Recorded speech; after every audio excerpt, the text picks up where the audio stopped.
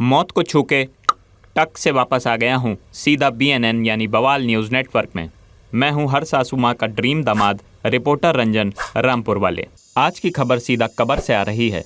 दादी की मैयत में कैमरा हुआ खराब, व्लॉगर ने मैयत को 2 दिन के लिए किया पोस्टपोन। जिन दर्शकों को व्लॉग का मतलब नहीं पता है तो चुल्लू भर पानी लें और डूब मरें। आपको तड़पता देख कोई ना कोई तन्मय भट्ट या फ्लाइंग बीस्ट ज़रूर आएंगे व्लॉग बनाने, उनसे पूछ लीजिएगा। वापस आते हैं अपनी खबर पे। दरअसल हुआ यूँ, vlogger Nitin Nagpuria daily vlog बनाया करते थे। टैलेंटलेस होने की वजह से वो अपने परिवार में ही कंटेंट ढूंढा करते थे, जैसे डायपर में मिर्ची डाल के अपने 2 साल के भतीजे को वो डायपर पहनाना, चाचा को अननोन नाम से लव लेटर देकर चाची से कुटवाना या मामा के जूते में बिच्छू छोड़ देना। वो इतने शातिर व्लॉगर थे कि अच्छे थंबनेल की तलाश में हर वक्त अपना कैमरा ऑन रखते थे। हर दिन 10 मिलियन व्यूज़ बटोरने वाला ये व्लॉगर एक दिन कंटेंट की तलाश में ऐसे ही उसने अपनी दादी को छत से धक्का दे दिया और थंबनेल में डाला, दादी नहीं थी पापा की परी, अफसोस वो उड़ नहीं पाई। वो देखिए मौसी के फोड़े को, दादी मरी हैं लेकिन फिर भी कैमरे की पड़ी है। इस व्लॉगर से जब हमने पूछा कि उन्होंने पोस्टपोन जैसा इतना बड़ा डिसीजन क्यों लिया, तो उन्होंने कहा कि दादी की 13वीं तक 13 दिन में उनके 26 व्लॉग और 260 रील बनने थे। एज अ यूट्यूबर ये कैसे हाथ से जाने देता। यूट्यूबर के इस फैसले से कौवे हुए नाराज़। कहा, हलवा पूड़ी की लालच में हम दादी को उम्मीद भरी नज़रों से देखा करते थे कि आज जाएंगी कल जाएंगी, लेकिन जब गईं और खाने की बारी आई तो मैयत 2 दिन के लिए पोस्टपोन कर दी। कौवे ने यूट्यूबर के कैमरे पे हक दिया और अपनी नाराज़गी जताई। वक्त की नज़ाकत को समझते हुए नितिन व्लॉगर के फूफा जी ने एक प्रस्ताव रख दिया। कहा, 2 दिन फ्री हैं और सबने सफ़ेद कपड़े भी पहने हैं, तो क्यों ना होली खेल के टाइम बिताया जाए।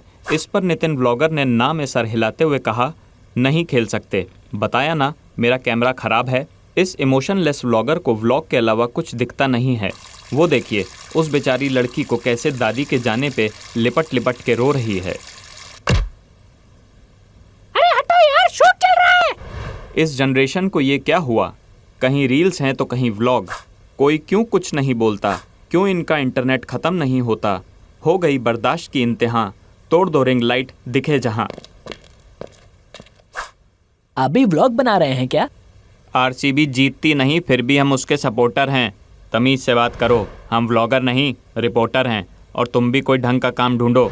क्या करें रंजन जी, घर में वीडियो बना के आ जाते हैं 1.5-2 लाख, तो बना लेते हैं। अरे 1.5-2 लाख अगर IT कंपनी में होते तो भी मिल जाता, और 500-700 रुपए का कन्वेंस हर दिन अलग से। नहीं रंजन जी, डेली के 1.5-2 लाख। हे गाइस, स्वागत है आपका दादी की मैयत के व्लॉग में। भाड़ में जाए BNN न्यूज़। BILSERI पानी। नमस्कार, मैं कौन हूँ भूल जाइए, आइए इस अनपढ़ पे ध्यान देते हैं। इसकी शादी होने वाली थी, दहेज में मर्सिडीज कार मांगी। लड़की वालों ने मर्सिडीज की स्पेलिंग पूछी तो कहा नैनो भी चलेगी। दरअसल हुआ यूं, झारखंड के रहने वाले दहेज के सख्त लालची युवक धीरज महातो 5वीं पास होने के बावजूद अपने लिए लड़की देखने की हिम्मत कर रहे थे।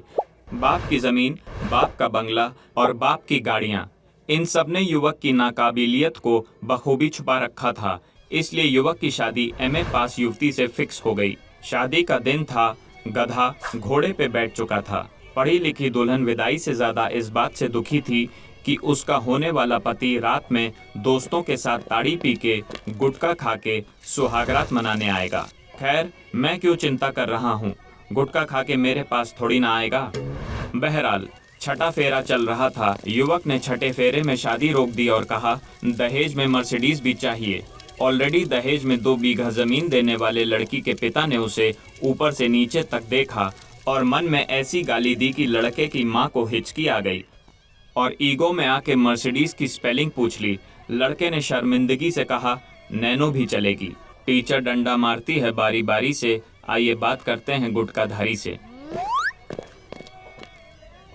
हेलो महातो जी, आपका इंटरव्यू लेना चाहता हूँ। पहला सवाल है कि इंटरव्यू की स्पेलिंग क्या होती है। रंजन जी मजाक मत करिए, लड़के वाले ऑलरेडी शादी के लिए मना कर रहे हैं। मेरा ऑलरेडी LOSS वाला लूज हो रहा है, ऊपर से कहते हैं हमारी गलती है। अरे लड़के वाले से बात करने की तमीज नहीं है।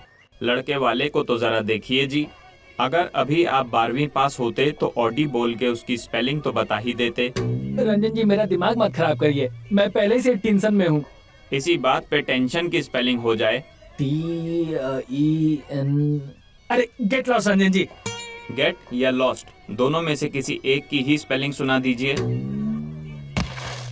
तो डियर दर्शकों, देखा आपने, बहन की शादी में दहेज के खिलाफ हो जाने वाले युवक खुद की शादी में मर्सिडीज मांगने लगते हैं। और मांगो वो जिसकी स्पेलिंग आए, जैसे मैंने अपनी शादी में I-10 मांगी थी।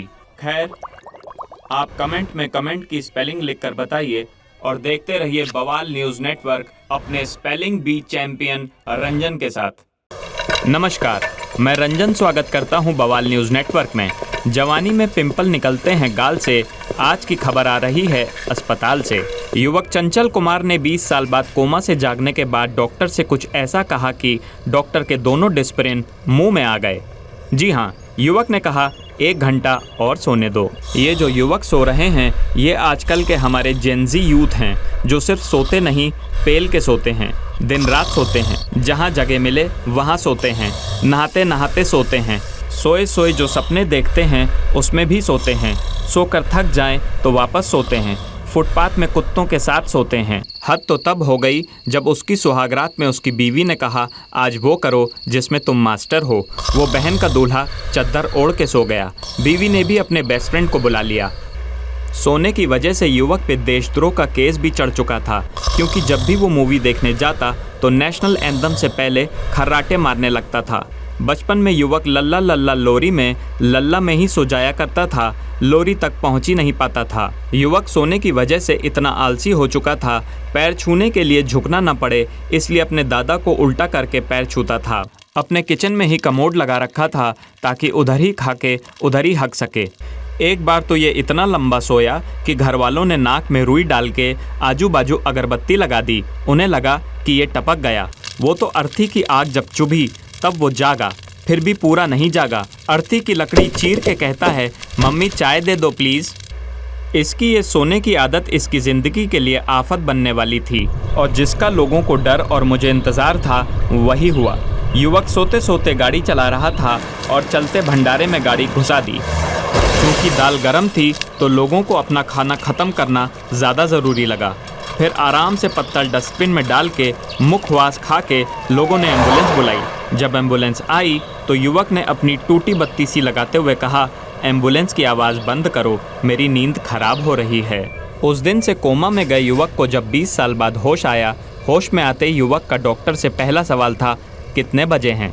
डॉक्टर ने कहा, अभी सुबह के 10 बजे हैं। युवक ने कहा, 1 घंटा और सोने दो। पहली बार डॉक्टर ने आईसीयू के पेशेंट को चांटा मारा और फिर लात मारकर रूम से बाहर निकाल दिया। माना जा रहा है डॉक्टर से धक्का खाकर जहां वो गिरा था, वो आलसी आज तक वहीं सो रहा है। आप भी कमेंट करके बताइए कि आप आलसी नहीं हैं, वरना अगली न्यूज़ आपकी होगी। This is RRR signing off. मत करना इश्क, इश्क में बहुत झमेला है, उसके साथ बॉयफ्रेंड्स हैं, तुझे लगता है तू अकेला है। नमस्कार, मैं रंजन स्वागत करता हूं बवाल न्यूज़ नेटवर्क में। आशिकी ने अच्छे अच्छों को ले डूबा। ऐसे ही आशिकी करता था बेंगलोर का एक युवक, जो अपनी गर्लफ्रेंड से चैट में ज़्यादा इमोजी यूज़ करने की वजह से हुआ गूंगा। दरअसल हुआ यूं, बेंगलोर की IT कंपनी में काम करने वाला युवक विक्की अपनी गर्लफ्रेंड से दिन रात चैटिंग किया करता था। वो चैटिंग के दौरान वर्ड्स कम, इमोजी ज़्यादा यूज़ करने लगा। वो 3 वर्ड्स में 4 इमोजी यूज़ कर लेता था। वक्त के साथ उसकी हर बात इमोजी से होने लगी, जैसे ओके की जगह थम्स अप वाली इमोजी भेजना।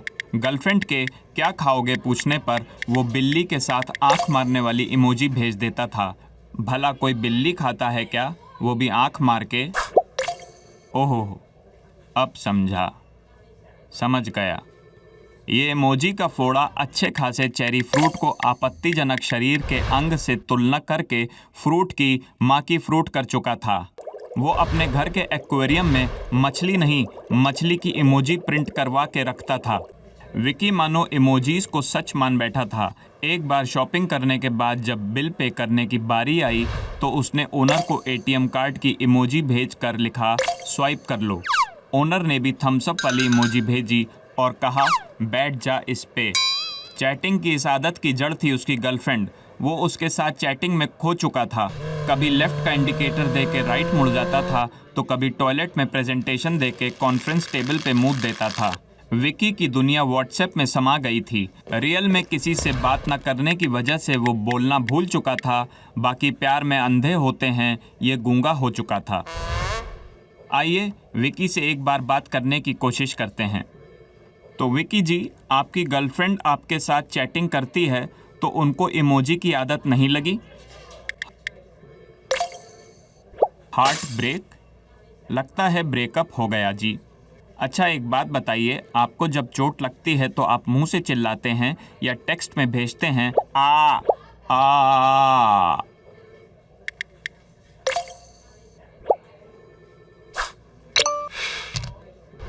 फॉरेंसिक डिपार्टमेंट में युवक की भेजी गई इमोजी को डिकोड किया तो पता चला आवाज़ न होने की वजह से विकी का रिश्ता भी टूट चुका था। दरअसल विकी अपनी गर्लफ्रेंड के पिता को हाथ का इमोजी भेजकर लड़की का हाथ मांग रहा था। लड़की के पिता ने भी दुल्हन की इमोजी भेज के कहा, ये रख, 7 जन्म तक तेरा साथ देगी। मेरी बेटी की तरफ आंख उठा के भी मत देखना। विकी के पास लड़की के पिता को समझने के लिए कोई इमोजी नहीं बची थी।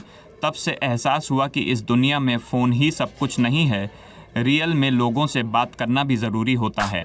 अब आप भी बवाल न्यूज़ नेटवर्क देख चुके होंगे तो वीडियो को लाइक, शेयर और चैनल को सब्सक्राइब करें। और हाँ, कमेंट में कोई अच्छी सी इमोजी ज़रूर भेजें अपने इमोशनल रंजन को।